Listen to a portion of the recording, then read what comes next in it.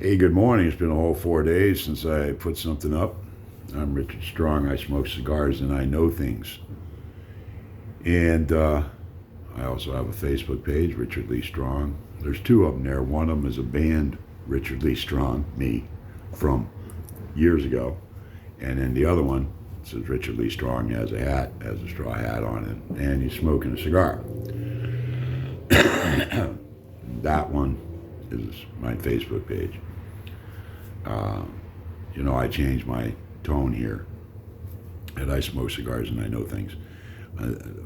There's still a little bit of national stuff, but mostly I'm talking about Trumbull County, Niles, Ohio, and about cigars. And today's cigar is, again, one of my favorites, Liga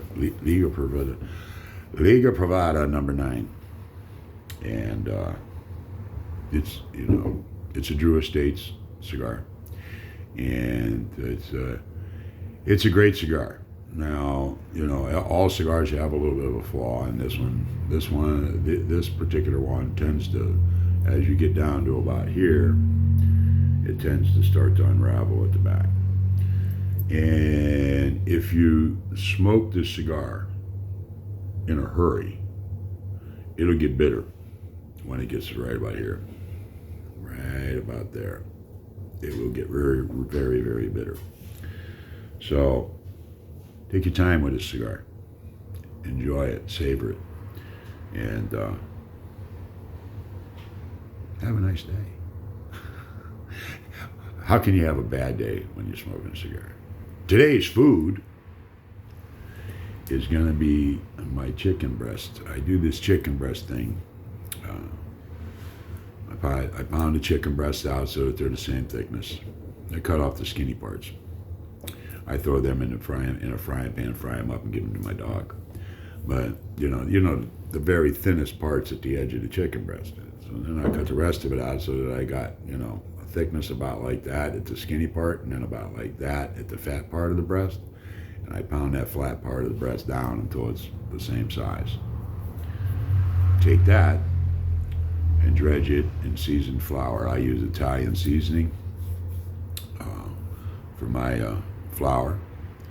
And then you take Parmesan and Romano cheese, equal amounts, and you mix that with an equal amount of both of those cheeses of panko breadcrumbs. And again, I buy the Italian seasoned panko breadcrumbs for this particular dish. I make an egg wash with a little bit of hot sauce in it, which I always put hot sauce in egg wash for just about everything. And I prefer Frank's or Louisiana. Then it's just a matter of dredge it, egg wash, panko, baking sheet. In the oven, I like to put it in at like 250, and I'll leave it, I'll go for at 250 for about an hour, because it's thin. And at half an hour, when I put it on there, I'll put like 3 pads of butter on top of each piece. So my pad of butter, you got those little marks. It'd be like a half a teaspoon in each pad. So you got about 1.5 teaspoons butter on top of the chicken breast, and I'll put that in there, and about halfway through I flip that over and put butter on the other side. And that is, it really is a very simple chicken dish, and I actually think it's delicious when right then and there. It's absolutely delicious, but I like eating that stuff cold the next day. So that's what's for supper tonight. Well, some mashed potatoes and green beans and a salad, but that's what I'm making for dinner tonight.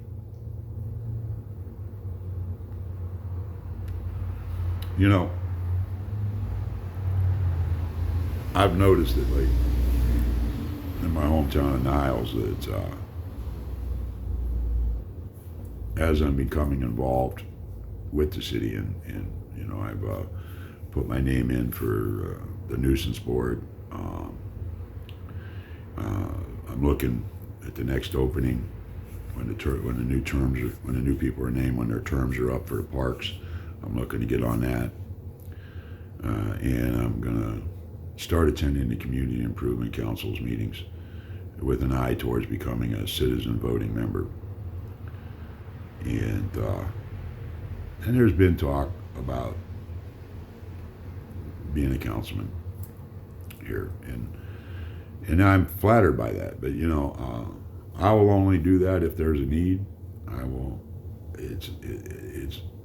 I would do it for Niles, but not for Richard. I want to get back to my city. When I was a kid, I was a hellion here.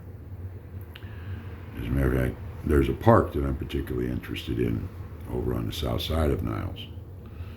It's in Councilman Deverich's ward, and she was my guest on on the Niles City Council News and Thoughts Facebook page. I do a weekly broadcast on Thursdays, and Thursdays is because every other Wednesday is when we have our council meeting, so Thursday is a great night. The way council's meetings are in small cities like this, like 18,000, we have, it's at 6 o'clock. So a lot of the working people, parents and stuff like that, they can't make it. Luckily, our council meetings are on Zoom. So on my live broadcast over on the Niles City Council News and Thoughts Facebook page, they get to talk to the council.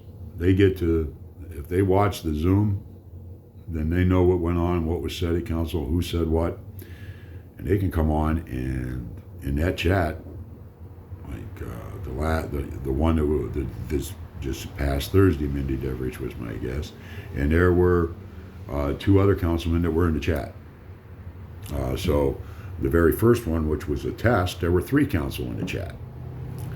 And that was the Thursday before this last one. I liked the response that we got. At one time we had 12 people commenting at the same time. Yeah, I know that's not to some of you out there that don't live in a town this small, 12 people. But it generated over 150 comments, and it got over 200 views. I think it was the last time I looked, and that bodes well.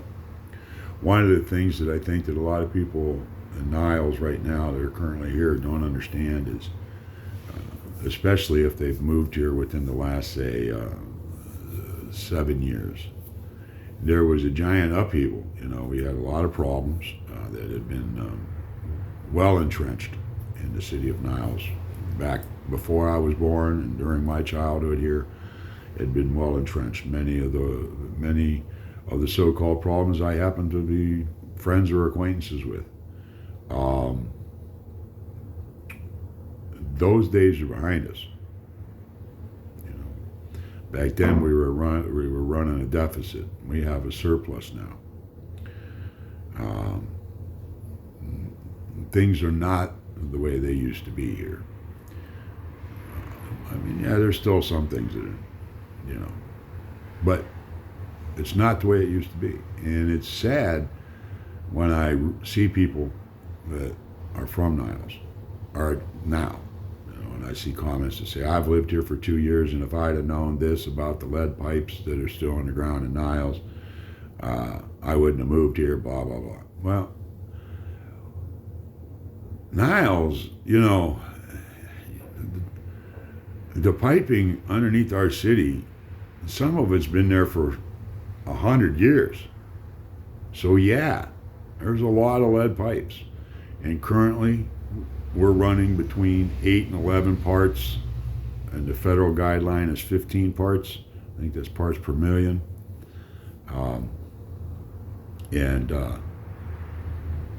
You really, that's not really it's not super bad, but it's also not good. And filters and water softeners, water softener system, and then through a filter, and you can get rid of all that. But indeed, it is a priority to get rid of everything that has lead in it in our water system. And it is huge. it's just huge. It's just a huge undertaking, and people seem to think that it's just something that can go out and boom. You know, you got somebody that says they moved here 6 years ago. No, somebody complaining about the very same issue said, I'm gonna move out of here in 6 years. I got 6 years left on the mortgage. As soon as I sell it, as soon as I pay off the house, I'm selling it and I'm leaving. Well, then why are you commenting? Why are you bothering to give us input? You're gonna leave. Obviously, you don't like Niles. But what the problem is because everybody that lives here, I would probably be suffering from the same thing. They haven't seen they don't really realize the changes that have happened in the last, say, 4 years. And this particular new council that was seated in January, I'm super impressed with all of them, the mayor and all the council. Yeah, there's the arguments that there's going to be. You know, there's differences of opinion about whether a cemetery board needs to come back or whether one's needed at all. I myself, personally, there is a fellow over there that's doing a great job with the cemetery, and I really don't see a need for a cemetery board. But that's my personal opinion, and I'm not going to get angry if a cemetery board's appointed.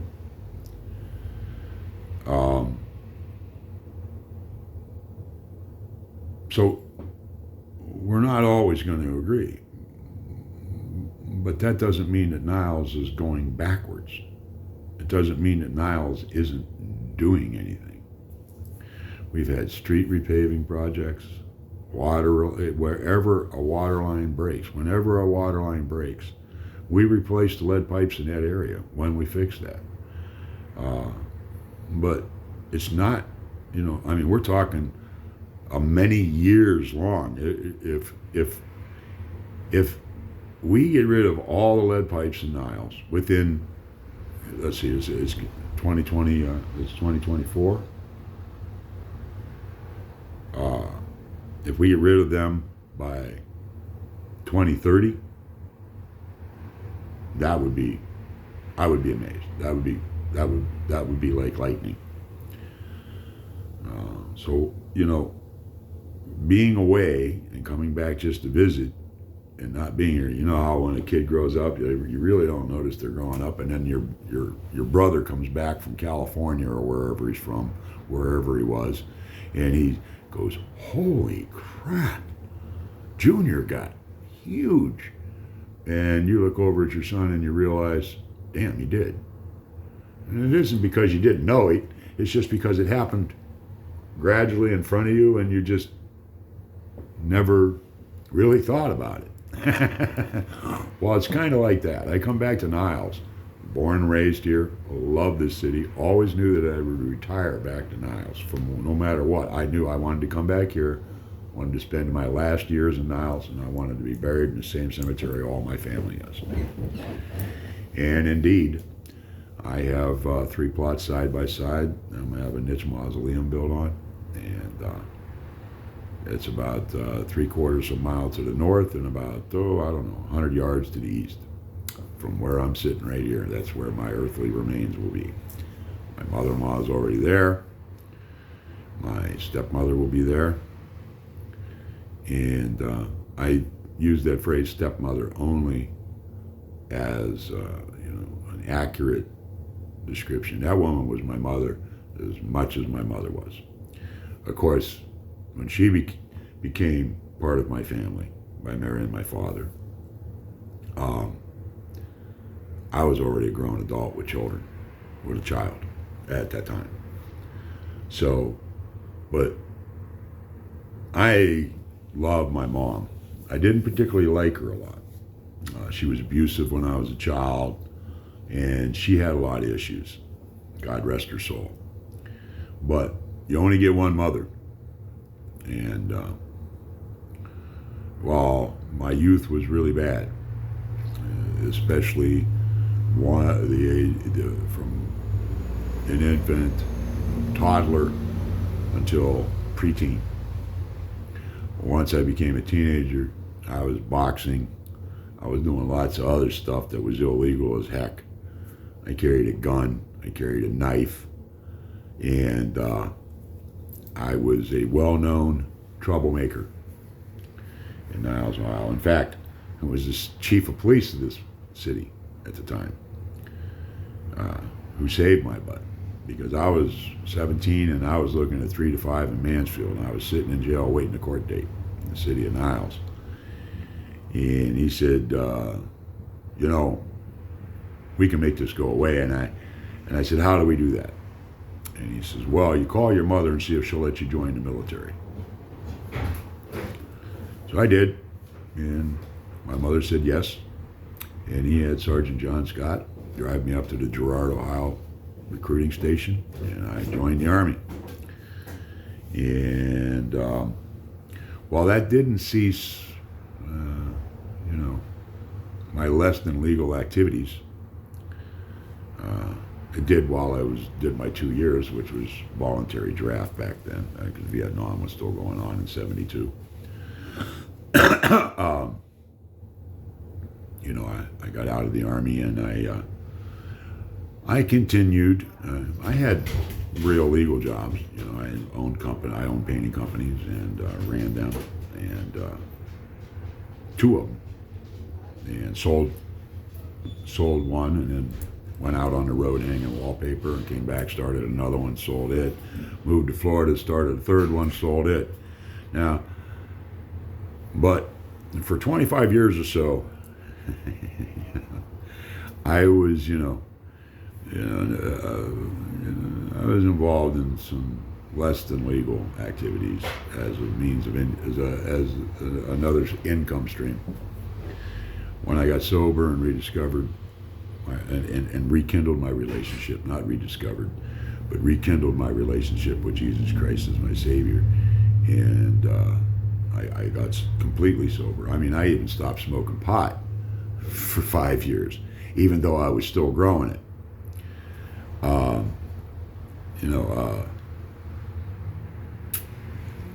To be able to come back now and do something good for Niles it means a lot to me. So hopefully I'll be able to help, and anybody from Niles that sees this or sees my Facebook page, these ruggedly handsome good looks kind of stand out. So you should be able to spot me. And if you spot me, just walk up and introduce yourself. Say, I saw you on Facebook, and I see you at City Council, and introduce yourself.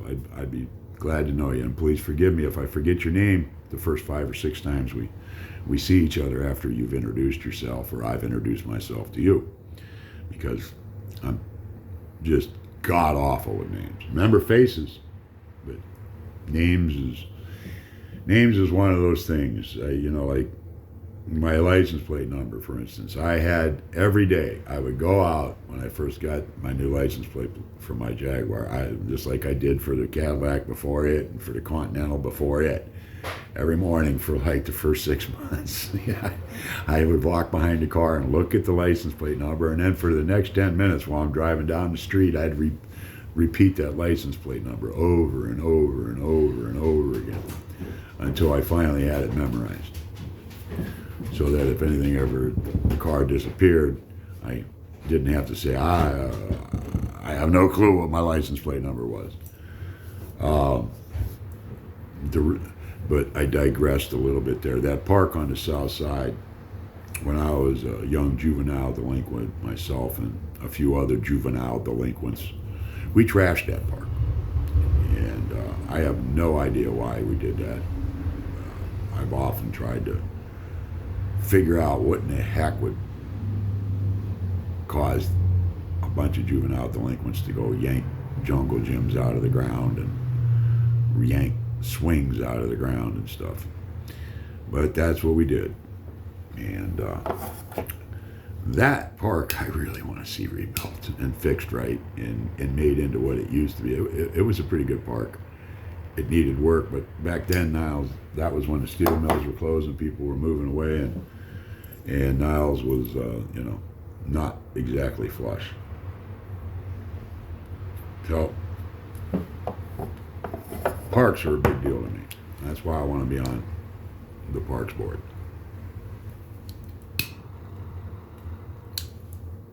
I think some of the most important things in a town is I think that the school system in a city, a small city, is the core of the apple. The better the school system is, the better the city is. The more green spaces we have spread out and over the neighborhoods, the more green spaces we have in the city, the better the city is. Schools, green spaces, sidewalks and roads. That and keeping up with the zoning laws. Keeping your property clean, keeping your property in decent looking shape. All these things combined together make for higher property values. If you own a house, whether it's just you own one that you live in, or you own one and you own a couple other ones, or that you rent, or that you have for income property, no matter what it is, the better you take care of it, the more it's going to be worth over the long run. Putting nothing into a rental property and renting it and just doing the bare minimum while the property just completely deteriorates, because doing the bare minimum only puts off the deterioration of your building. Proper plant maintenance, painting, electrical, plumbing, masonry, foundation stuff, porches, that sort of thing. That's just a no-brainer, man. You need to keep those things up. You need to make for your own good. You need to have your house look better than that. And if we can make those things all happen in Niles, there's a lot we could accomplish as far as, because everybody in Niles knows that there's more houses that are empty here with nobody in them that are solid homes. And just like this one, built back in the 1900s, 1910 is this one. And man, with a little bit of money and patience and some work, you can turn them into something very, very nice. I mean, this house hasn't caught up to what I've put in it, nor do I think it will. Because I bought it for $29,000. It's a three floors and a basement for $29,000. So I got probably 110 in it that I put into it on top of that 29. And I think the top, I forget which one it is, Willow says it's worth 70,000. Redfin, I think that site says that it's worth 102. And there's an addition to go on the back yet. So everybody says, why are you doing it? And I said, well, one, it leaves better housing stock. When I'm gone, this is going to be a house that somebody wants. They're going to be like, man, I really want that place at 1017 because of what I've done to it. But mostly it's because this is the house I'm going to live the rest of my life in. So I want everything that I want. I want it all right here.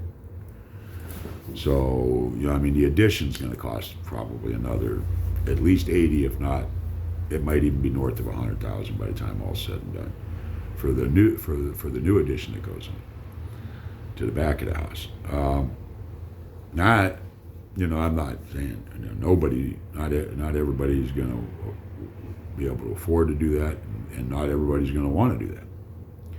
I'm not saying that everybody should, but what everybody should be doing is presenting their property, keeping their property clean, neat, and presenting it in its best possible light. And one of the things I'm going to work on, I know that there's already something, I got to find out more about it, where we can help people. That the elderly, bad health, limited income and resources. And I'd like to see that. I'd like to expand on that and make that, something that we could do. And hopefully I can talk some of the local contractors into volunteering to come do some of this stuff.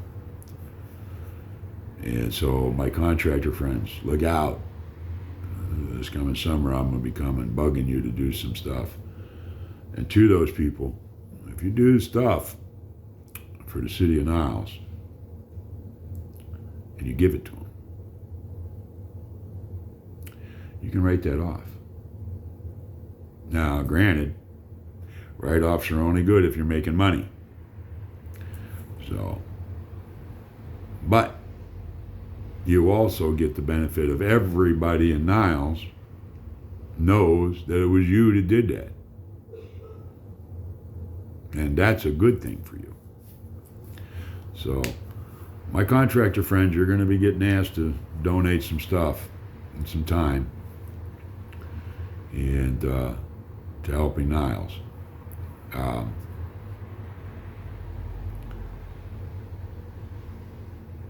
And I think that more people across the United States should do that.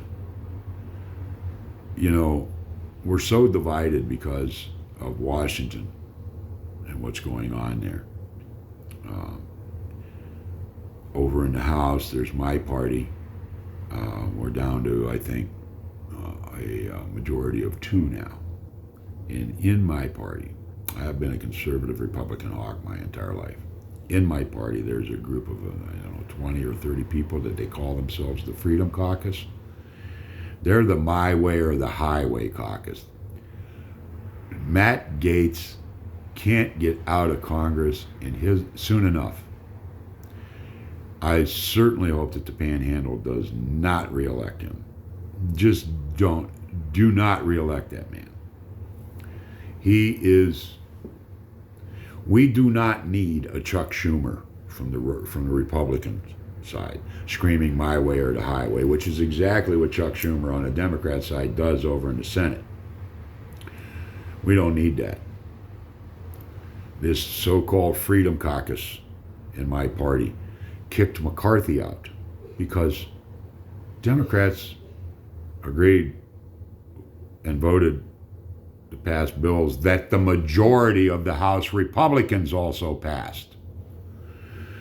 The thing that really ticks me is even Newsmax, which is probably to me the most balanced, because you've got AP articles, CNN articles, MSNBC, Fox, and Newsmax itself articles.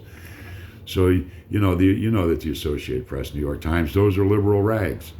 Anything that comes out of those, anything that comes from an AP story or from the New York Times is going to be absolutely biased and present more of an opinion about facts than the facts. So the way that we can defeat that and begin to defeat that is by working together to make our cities nicer. You see, the reason that they're preaching all this trans this, gay that, critical race theory, white privilege, all affirmative action, the way they're doing all of this stuff, it's meant to divide us. And here's the reason why. Because if we're united, Congress doesn't get to tell us what to do. Congress will have no choice but do as we want in the fashion that we want it done. And all it is united. That's all we have to do is united. We can be Republicans and Democrats. We can see problems from different angles. We can approach the fix for those problems from different angles. But we can work together.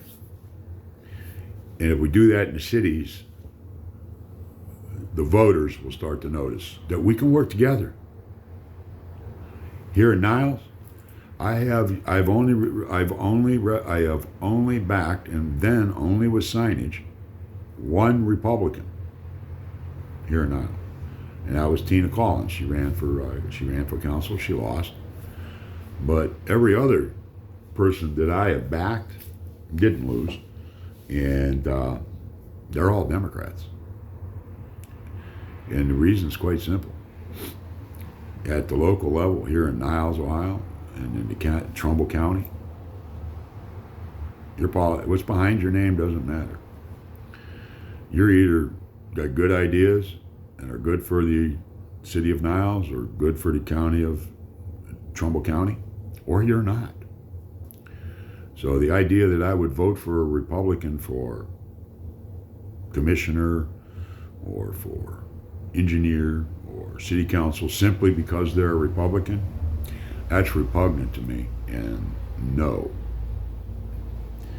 I do not believe in lockstep. The Democrats do. And that's how they manage to keep the hate going. Yeah, I blame the Democrats for that. In Washington, not my Democrats here in Niles, Ohio. In Washington. That's why we got rid of Timmy Ryan. I said this area, this northeast corner, this Youngstown, Mahoning Valley area, it has always been blue. But this area voted for Trump, and they replaced Ryan with Vance. And these are Democrats, okay? The Republicans did not outvote the Democrats because the Democrats far outnumber the Republicans here. So, I guess my point is that we gotta quit letting these headlines, Republicans against Johnson because he works with the Democrats. No. That is a freaking flat out lie. The proper headline should be, small group of Republicans go against the entire rest of the House Republicans in blocking a bill. That's how it should be. That's how it should read. It should not read, they're not happy with, Republicans aren't happy with Johnson. The majority are happy with Johnson. The majority were happy with McCarthy. There were only 8 Republicans that voted to remove McCarthy, led by that idiot Gates. And they voted with Democrats to do it. Other than those 8 Republicans, every other Republican voted to retain McCarthy. So it's kind of a dual-edged sort of thing there. You know, I'm disappointed to find out that I can't blame everything that's wrong with the country on Democrats. And I'm even more disappointed to find out just how ignorant certain people like Gates in the Republican Party in the House are. Matt, you're a piece of crap. Plain and simple. If I ever get the chance to tell you that to your face, I will do it. The Florida Panhandle, you need to get rid of Gates. And with that, I'm going to say, have a blessed day. Enjoy yourself. God willing, I'll see you again.